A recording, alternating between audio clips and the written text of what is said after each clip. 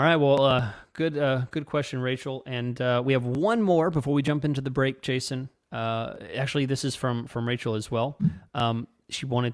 Hey, it's not every time we give everybody two questions, but Rachel, you're special. We got two questions. So another one says, can you both discuss dynamic keywords a bit more? Have you found that they have any impact on the performance of the ads? Are there any clear benefits to using them, or are they just more of a hassle that causes grammatical issues?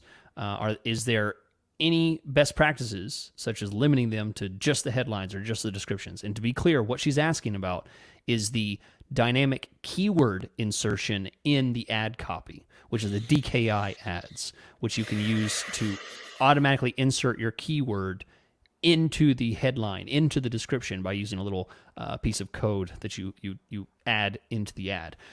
DKI, IDK. I don't know. Yeah. I mean, I don't use these. Because I like to make firm opinions and not wiffle waffle around, I'm going to say I don't like them. And Well, do you use them? No, I don't use them. Yeah, I don't use them either. Because I don't like the unknown of like, well, here's why I don't use them. Number one is I just like control. And I don't get control in my home life, as we talked about, Chris. So I got to control the few things I can control in life. And my freaking Google Ads copy is one of the last things on earth that I can control in life for Google Ads. So I'm controlling that while I can. You got it. And the second thing is, because kind of the theme of the show so far has been that it's 2022 and Google Ads is a different system than it was in 2018. And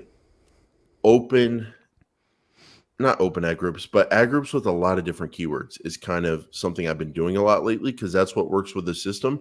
So because of that, I don't want someone doing a search that triggers one of the keywords to show up in the ad and the ad just doesn't make sense, because when I was setting up dynamic keyword insertion, I thought about my core keywords and I was like, okay, if they show up here in this ad copy, that's going to make sense.